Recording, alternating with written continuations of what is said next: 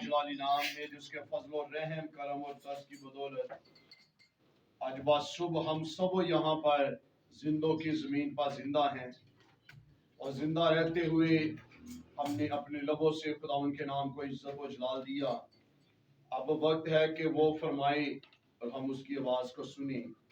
आज खुदावंद के पाक कलाम का जो हिस्सा आज आपके सामने बयान करने को,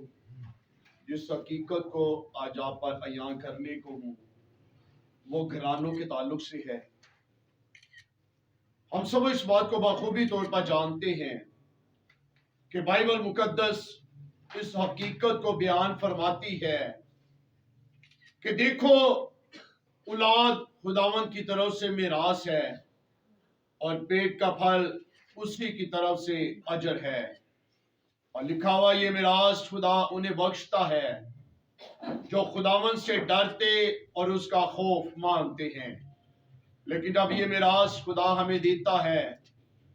तो फिर खुदा ना सिर्फ हम पर उनकी दुनियावी ज़रूरियात को डालता कि हम उनके खाने पीने की फिक्र करें, हम उनके पहनने ओढ़ने की फिक्र करें, ना उनकी सिर्फ अच्छी तालीम की फिक्र करें, बल्कि हम उनकी रूहानी परवरिश, रूहानी तालीम के बारे में भी खुदा हम पर एक बड़ी जिम्मेदारी को डालता और लागू करता है। बाइबल मुकद्दस इस बात की हकीकत को बयान करती है। बुजुर्ग सुलेमान बिन दाऊद इस बात को बयान फरमाता, अपने बेटे की उस राह पर तरबियत कर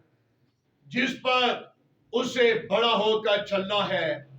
ताकि वो उस राह से भटक ना जाए। तो आज जब हम खुदावंद की हज़ूरी में आते हैं तो हम पर एक बड़ी जिम्मेदारी भी खुदा डालता है, और वो जिम्मेदारी ये है कि हमारे घराने खुदा की हज़ूरी में आए। खुदा सिर्फ घर के सिर्फ एक फर्द को नहीं, बल्कि यहाँ पर लिखा हुआ खुदा ने बरकत के वारिस होने के लिए खुदा ने मियाँ और बीवी दोनों को बुलाया। और बीवी के बारे में बाइबल के अंदर लिखा हुआ है, पैदाइश की किताब के अंदर, कि खुदा ने हवा को बनाकर आदम के पास बतौरे मददगार के तौर पर लेकर आया है। और मर्द के साथ औरत का जुड़ना एक मददगार के तौर पर खुदा लाता है। और जब ये मददगार खुदा उसके सामने लेकर आता तो फिर ये भी वादा है कि खुदा ने फिर बरकत के वारिस होने के लिए सिर्फ मर्द हजरात को नहीं, बल्कि बहनों को भी बुलाया है। और जब इन दोनों को बुलाया है तो इन दोनों पर जब खुदा का फजल होता है तो फिर पैदाइश की किताब का वो शुक्र पूरा होता है कि बढ़ो, फलो, फूलो और जमीन को मोरो मखूम कर दो। अब जब खुदा इन दोनों को जोड़ता है तो फिर आगे चल के रसूल आज़म इस बात को बयान करता, क्या मेरे नजदीक और अरवा ना थी, क्यों मैंने तेरे लिए इसी औरत का इंतखाब किया, इसलिए ताकि खुदा तरस और खुदा प्रस्त नस्ल पैदा हो। जब नस्ल पैदा हो तो फिर खुदा क्या कहता है, इस बात को जानना आज हमारे लिए बेहद जरूरी है। आज क्यों हमारी नस्लें तबाही, हलाकत, बर्बादी की तरफ जाती जा रही हैं? आज क्यों हमारी नस्लें आज खुदा से दूर होती चली जा रही हैं? आज क्यों हमारे नौजवान लड़के और लड़कियां अपने मजहब को तब्दील कर रही हैं? आज क्यों वो खुदा का इनकार करते हुए एक टाइम आता कि आप अपने लबों को आपके खिलाफ खोलते,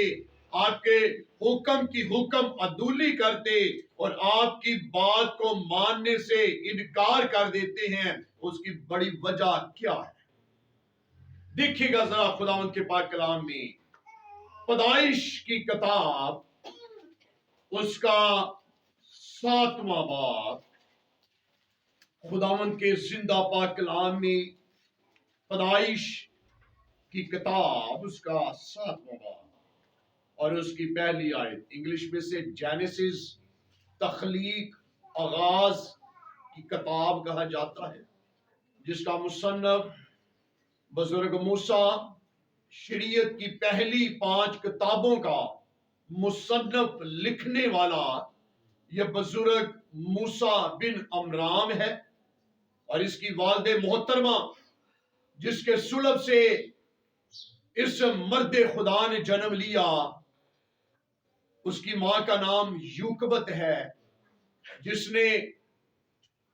نہ صرف اسے جنم دیا بلکہ اپنی جان پر کھیل کر اسے 3 مہینے اسے جو ہے وہ فرعون کی تلوار کے دھار سے مرنے کے سبب سے اسے بچایا، اور وقت مقررہ پر ایسے خدا نے دروازے کھولے کہ اس نے فرعون کے محل کے اندر ہی جا کر اپنے بیٹے کی پرورش جو ہے وہ اپنا ہی دودھ یعنی کہ مدر فیڈ جو ہے اس نے دی، اور اپنے بچے کی پرورش جو ہے وہ خدا کے کلام کی تابعداری میں کی، کیونکہ یوکبت اسرائیلی تھی، اور اسرائیلی عورتوں کے بارے میں ہسٹری بیان کرتی ہے کہ جب بچہ رحم کی صورت میں، حمل کی صورت میں ماں کے باطن کے اندر جاتا ہے تو یہودی عورتیں شریعت کو لیتی، شریعت کی کتابوں کو پکڑتی اور با آواز بلند جو ہے وہ شریعت کی کتاب کو جو ہے وہ پڑھتی، اس یقین کے ساتھ کہ جو میری کوکھ کے اندر ہے کلام کو پڑھنے کے سبب سے یہ آواز اس کے کانوں کے اندر جائے گی اور وہ بڑا ہو کر ممسوح خدا بنے گا، شریعت کا عالم بنے گا، اسرائیل قوم کو نجات دینے والا بنے گا، ہمارے گناہوں سے ہمیں رہائی دینے والا بنے گا، اور وہ اس کلام کو باواز بلند پڑھتی ہے۔ اور یہاں پر لکھا ہوا ہے کہ نہ صرف فرعون کے محل کے اندر یوکبت جو ہے وہ موسیٰ کو دودھ پلاتی ہے، بلکہ موسوی شریعت کے مطابق جو ہے، اپنے لا کے مطابق جو ہے وہ ان باتوں کو، عبارات کو پڑھتی ہے اور موسیٰ کے دودھ پلاتے پلاتے اس کے کانوں کے اندر وہ پہنچاتی ہے۔ لیکن آج ہمارے بچے کیوں نافرمان ہیں؟ اگر آج ہم خود آگے ہیں لیکن ہمارے بچے یہاں پر موجود نہیں ہیں، اور اگر کی بیوی آ گئی ہے تو اس کا شوہر غائب ہے، اور اگر کی شوہر آ گیا تو اس کی بیوی غائب ہے۔ لیکن دیکھیے گا ذرا خدا کن خاندانوں کی آج بڑا فکرہ لمحہ یہ ہے کہ آج خدا کسی کی ہلاکت نہیں چاہتا ہے، خدا چاہتا ہے کہ ہمارے ساتھ ہمارے گھرانے، ہمارے بچے بھی خدا کی حضوری میں آئیں، اور جو نہیں آتے وہ تباہی، ہلاکت اور بربادی کا باعث و سبب بن جاتے ہیں۔ یہاں پر پیدائش 7 بار کی پہلی آیت کے اندر لکھا ہوا ہے، اور خداوند نے نوح سے کہا کہ تو اپنے پورے خاندان کے ساتھ کشتی میں آ، کیونکہ میں نے تجھی کو اپنے سامنے اس زمانہ میں راست باز دیکھا ہے۔ خداوند خدا کے پاک کلام کے پڑھے اور سنے جانے پر خداوند خدا کی برکت ہو۔ خداوند کے پاک کلام کا جو ورد ابھی آپ کے سامنے پڑھا گیا، یہ اس ٹائم کا واقعہ ہے جب خدا کے کلام میں لکھا ہوا ہے 6 باب کے اندر، جب روزبین پر آدمی بہت بڑھنے لگے اور ان کے بیٹیاں پیدا ہوئی تو خدا کے بیٹوں نے آدمیوں کی بیٹیوں کو دیکھا کہ وہ خوبصورت اور جن کو انہوں نے چنا ان سے بیاہ کر لیا۔ تب خدا نے کہا کہ میری روح انسان کے ساتھ ہمیشہ مزاحمت نہ کرتی رہے گی، کیونکہ وہ بھی تو بشر ہے، تو بھی اس کی عمر 120 برس کی ہوگی۔ یہ اس ٹائم کا واقعہ جب انسان کی بدی کا شور خدا کے کانوں تک پہنچا، اور لکھا ہوا ہے اس بدی کے سبب سے، اس گناہ کے باعث خدا نے کہا کہ اب سے میری روح انسانوں کے ساتھ، جسے میں نے اپنے ہاتھوں سے بنایا ہے، جس کے نتنوں میں میں نے اپنے دم کو پھونکا ہے، وہ جیتی جاگتی جان بنا۔ اسے انسان کے گناہوں کے باعث خدا نے کہا کہ اب میری روح انسانوں کے ساتھ مزاحمت نہ کرے گی، اور لکھا ہوا ہے اسی جگہ پر لے کر آؤں گا جب خدا نے کہا کہ اب میں انسان کو پانی کے طوفان سے مار ڈالوں گا، کوئی انسان اب اس زمین پر زندہ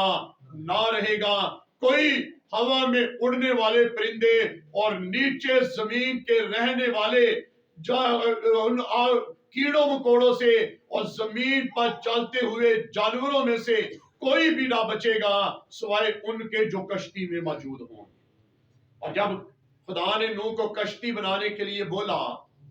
تو جب کام پایا تکمیل تک پہنچا ہے تو پھر خدا نے بزرگ نوح سے کہا کہ تو کیا کر، کشتی تو نے بنا لی ہے، تو نے اس کام کو کر لیا ہے جس کے کرنے کا حکم میں نے تجھے دیا ہے، تو نے میری بات کو مانا ہے اور میرے کلام کا لحاظ کیا ہے کہ میں اس زمین پر 40 دن اور 40 رات جو ہے وہ می برساؤں گا اور میں ہر ایک انسان کو اس صفحے ہستی سے مٹا ڈالوں گا۔ اس خدا نے کہا کہ تو نے ساری باتوں کو مانا ہے،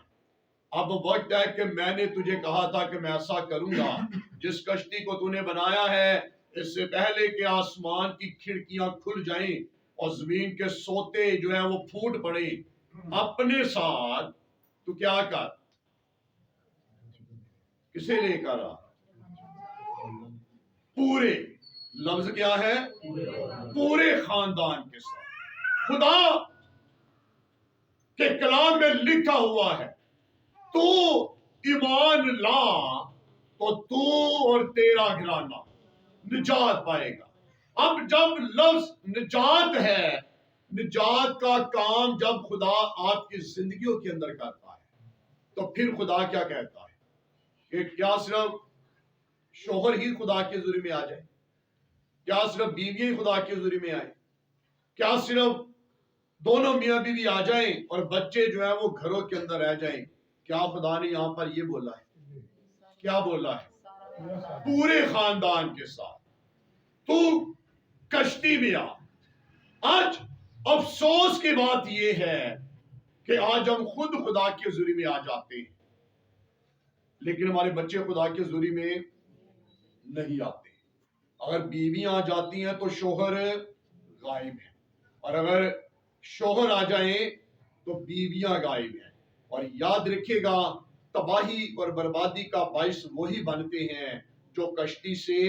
باہر ہیں، اور جو کشتی کے اندر ہیں ان کے ساتھ خدا نے وعدہ کیا، اے نوح میں تیرے ساتھ، تیری بیوی، تیرے بیٹوں اور تیری بہوؤں کا راکھا اور محافظ خدا ہوں، میں ان کی جانوں کو سلامت رکھوں گا کیونکہ انہوں نے میری آواز کو سن کر یہ کشتی کے اندر آئے ہیں۔ لیکن جو کشتی کے باہر ہیں وہ طوفان کی زد کے اندر آ گئے، اور بائبل کے اندر لکھا ہوا ہے وہ مر گئے، وہ ہلاک ہو گئے، وہ تباہ ہو گئے، وہ برباد ہو گئے۔ ان کی لاشیں پانیوں کے اوپر تیرتی ہوئی دکھائی دیتی ہیں، کوئی انہیں دفنانے والا نہیں، کوئی انہیں کفنانے والا نہیں ہے، کوئی بھی ان کا جنازہ پڑھنے والا نہیں ہے، بلکہ ان کی لاشیں پانی کے اندر تیرتے ہوئے یا تو وہ پانی کے اندر پھٹ گئیں یا جو ہے وہ پانی کے اندر ہی بہہ کر کہاں کی کہاں چلی گئیں۔ بائبل اس بات سے بالکل خاموش ہے۔ میرے عزیزو، اگر آج ہم خود کشتی کے اندر ہیں لیکن آج ہمارے گھرانے اگر کشتی سے باہر ہیں تو یہ سوچنے کی بات ہے کہ کہیں ہم خود غرق تو نہیں۔ آج ہم خود آ جاتے ہیں لیکن ہمارے بچے خدا سے دور ہیں۔ اور یاد رکھے گا جو خدا کی حضوری میں آتا ہے، زبور 91 کے اندر لکھا ہوا ہے جو حق تعالیٰ کے پردے کے اندر رہتا ہے وہ قادر مطلق کے سایہ کے اندر سکونت کرے گا۔ اب جو خدا کی حضوری میں آتا ہے خدا اس نسل کو برکت دیتا ہے۔ دیکھیں گا ذرا پیدائش 48 باب، خداوند کے زندہ پاک کلام میں پیدائش 48 باب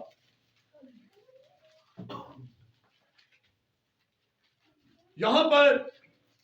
ہمیں ایک بڑا واقعہ نظر آتا ہے کہ جو ماں باپ، یہاں پر تو ذکر ہے اپنے بیٹوں کو لے کر وہ اپنے باپ کے پاس آیا ہے، لیکن اگر آج ہم اپنے بچوں کو لے کر آسمانی باپ کے پاس جائیں گے تو خدا کے کلام کے وعدے برکتوں کے ہماری نسلوں کے اندر ڈیلیور ہوتے ہوئے نظر آئیں گے، کیونکہ یوئیل کا صحیفہ بیان کرتا ہے اخیر زمانہ میں اپنی روح کو ہر فرد بشر پر نازل کروں گا، اور تمہارے بیٹے اور تمہاری بیٹیاں کیا کریں گی؟ نبوت کریں گی۔ اور یسوع بن آموس کے صحیفہ کے اندر لکھا ہوا ہے میں اپنی روح کو تیری نسل پر نازل کروں گا۔ لیکن یہاں پر کیسے ہوگا؟ پیدائش 48 باب کے اندر اس کی یہاں پر 11ویں آیت کے اندر یوں مرقوم ہے، اور اسرائیل نے یوسف سے کہا مجھے تو خیال بھی نہ تھا کہ تیرا منہ دیکھوں گا،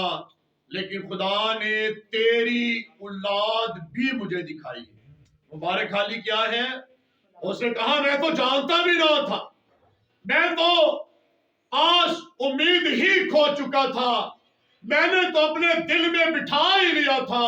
کہ میرے 12 بیٹے نہیں میرے 11 بیٹے ہیں۔ میں نے تو یہ گمان میں نے تو سوچ لیا تھا کہ یوسف جو راحل سے پیدا ہوا ہے وہ مر گیا ہے، لیکن خدا کا کرم مجھ پر ہوا کہ اس نے مجھے زندگی دی کہ میں نے تجھے اپنی آنکھوں سے دیکھا ہے۔ اور آگے لکھا ہوا ہے کہ خیال بھی نہ تھا کہ تیرا منہ دیکھوں، لیکن خدا نے تیری اولاد بھی مجھے دکھائی ہے۔ اور مبارک حالیہ خدا کے کلام میں لکھا ہوا ہے میں تجھے عمر کی درازی بخشوں گا اور تو اپنی آنکھوں سے اپنے بچوں کی خوشیاں دیکھے گا۔ اور جہاں پر خدا کے بندہ یعقوب نے خدا کی شکر گزاری کی ہے اس کی وفاداری کے لیے، اور لکھا یوسف ان کو اپنے باپ کے گھٹنوں کے بیچ سے ہٹا کر منہ کے بل زمین تک جھکا ہے۔ کیا کیا ہے یوسف؟ کس کے پاس لے کر آیا؟ اپنے بیٹوں، اپنے باپ کے پاس لے کر آیا ہے۔ اور جب یہ اپنے باپ کے پاس لے کر آیا ہے، یہ دنیاوی باپ ہے جس کے پاس وہ اپنے بیٹوں کو لے کر آیا ہے، لیکن اسی جگہ پر لے کر آؤں گا جو آپ کے سامنے بیان کرنا چاہتا ہوں۔ یہاں پر لکھا ہوا ہے اس کی 19ویں آیت کے اندر اس کے باپ نے نہ مانا اور کہا آئے میرے بیٹے مجھے خوب معلوم ہے اس سے بھی ایک گروہ پیدا ہوگی اور یہ بھی بزرگ ہوگا، اور اس کا چھوٹا بھائی اس سے بہت بڑا ہوگا، اور اس کی نسل سے بہت سی قومیں ہوں گی۔ اور اس نے ان کو اس دن برکت بخشی اور کہا کہ اسرائیل تیرا نام لے لے کر یوں دعا کیا کریں گے کہ خداوند تجھ کو افرائیم اور منسی کی مانند کمال مند کرے۔ سو اس نے افرائیم کو منسی پر فضیلت دی ہے۔ یہاں پر خدا کلام میں لکھا ہے کیسے برکت یوسف کی نسل کو ملی۔ آج ہمارے بچے کیوں بے برکت ہیں؟ آج ہمارے بچے کیوں نافرمان ہیں؟ آج ہمارے بچے کیوں ڈھیٹ ہیں؟ افسوس کے بعد کہ جب کسی گھروں کے اندر وزٹ کے لیے جایا جائے تو دعا کرتے ہوئے ان کے بچے جو ہے وہ ہنستے ہیں اور ان کے ہنسنے کی آوازیں کانوں تک پہنچتی ہیں، لیکن اس وقت شرمندگی کے سامنا کرتے ہوئے اپنی روٹین کی ڈیوٹی کو پورا کرتے ہوئے ہم جو ہے اس دعا کو پایا تکبیر تک پہنچاتے ہیں، لیکن ان کے بچوں کے پاس سوائے ہنسی کے اور کوئی بات ہی نہیں ہے۔ اس کے ریزن بچے نہیں ہیں، آپ خود ہیں۔ آپ اپنے بچوں کو لے کر خدا کی حضوری میں آتے ہی نہیں، اور اس لیے آج ہمارے بچے ایجوکیشن کے میدان کے اندر کیا ہے؟ زیرو۔ آج اسکول سے، اکیڈمی سے، کالج سے کمپلین آتی ہیں آپ کے بچے جو ہے ان کا دھیان پڑھائی کی طرف، اسٹڈی کی طرف نہیں ہے۔ ایجوکیشن کے میدان کے اندر یہ بالکل زیرو نل ہو چکے ہیں۔ ان پر پیسہ ضائع نہ کریں، ان پر ٹائم ویسٹ نہ کریں۔ اس کی وجہ کیا ہے کہ آپ کے بچوں کا واسطہ خدا کے ساتھ نہیں۔ اور یہاں پر لکھا ہوا ہے یعقوب نے یوسف کے بیٹوں کو برکت کی دعا دی، اس کی وجہ ہے کہ یوسف اپنے بچوں کو لے کر اپنے باپ کے پاس آیا ہے۔ آج ہم خود آ جاتے ہیں لیکن ہمارے بچے گھروں کے اندر ہیں، کیا کر رہے ہیں؟ آپ کو کچھ علم ہے؟ ابلیس کس طریقے سے انہیں آپ کی غیر موجودگی کے اندر استعمال کر رہا ہے، آپ کو پتہ ہی نہیں، انہیں اس بات کا علم ہی نہیں ہے کہ رشتوں کی اہمیت کیا ہے، انہیں بولنے کا پتہ ہی نہیں ہے کہ یہ ہمارے بزرگ ہیں، ہم سے بڑے ہیں، ہم نے ان کے ساتھ بولنا کس طریقے سے ہے۔ آپ کے بچوں کو اس لیے بولنے کی تمیز نہیں ہے کیونکہ آپ نے خدا کے کلام کی تربیت ہی نہیں دی۔ اور بائبل کے اندر لکھا ہے جو بچہ بے ترتیبہ چھوڑ دیا جاتا ہے، مائیں ذرا اپنے کانوں سے دوپٹوں کو سائڈ پہ ذرا ہٹا کے سنیے گا، بائبل کے اندر لکھا ہوا ہے جو بچے بے ترتیبے چھوڑ دیے جاتے ہیں وہ اپنی ماں کے لیے لفظ ماں ہے، باپ نہیں، لکھا ہے وہ اپنی ماں کے لیے رسوائی اور ذلت کا باعث و سبب بن جاتے ہیں۔ آج ساڈی کڑیاں نو پٹھے سیدھے ہو کے چلن دی عادت ضرور ہے، لیکن انہیں خدا کے گھر میں بیٹھنے کا علم نہیں ہے۔ آج پادری صاحب خود خدا کے حضور میں آتے ہیں، لیکن رات کو جب ہم پاسٹر ابراہیم کے گھر میں عبادت میں تھے، وہاں پر میں نے لوگوں کو نوٹ کیا، خود وہ پادری صاحب کہلاتے ہیں لیکن گھروں لے آ کے اپنی کڑیاں سے سراتے دوپٹے لے آ کے انہوں نے عبادت لینا گوارا بھی نہیں سنا۔ اور یہ ساری باتیں خدا دیکھ رہا ہوتا ہے، اور اگر آج ہم اپنے بچوں کو لے کر آئیں گے تو یاد رکھے گا یہ وعدہ بھی پورا ہوگا جو خدا نے فرمایا کہ میں تیرے ساتھ تیری نسلوں کا خدا ہوں۔ پھر کلام کا وہ وعدہ پورا ہوگا کہ صادقوں کی نسل زمین پر زور آور ہوگی۔ ایک مثال آپ کے سامنے بیان کرتا ہوں، جناب علی جناب بسم معاف قابل احترام بشپ یعقوب پال صاحب نے بھائی سنی کے گھر کی مخصوصیت پر اس کلام کو جب بیان کیا تو وہاں پر ایک تمثیل کو بیان کیا، ایک مثال وہاں پر دی، اور وہ مثال یہ تھی ایک خاتون کو خدا نے خوبصورت بیٹی جیسی برکت سے نوازا اور وہ آ کر پادری صاحب سے کمپلین کرتی، اور وہ کمپلین کیا ہے؟ میرا بیٹا چرچ نہیں جاتا ہے، یہ خدا کی گھر بھی نہیں جاتا ہے، یہ اپنے دوستوں کے ساتھ گھومنا پھرنا زیادہ پسند کرتا ہے، یہ اپنی عیش و عشرت کے اندر جو ہے یہ کھویا رہتا ہے، لیکن جب اسے چرچ کے لیے بولا جائے تو یہ میرے ساتھ چلتا نہیں۔ تو اسے پادری صاحب نے کہا اپنے بیٹے کو کیا کر، اسے جھنجھوڑ، اگر یہ بستر پر بیٹھا لیٹا ہو تو اسے کیا کر، اسے جھنجھوڑ، اسے ہلایا کر۔ اس نے کہا جی میں بہت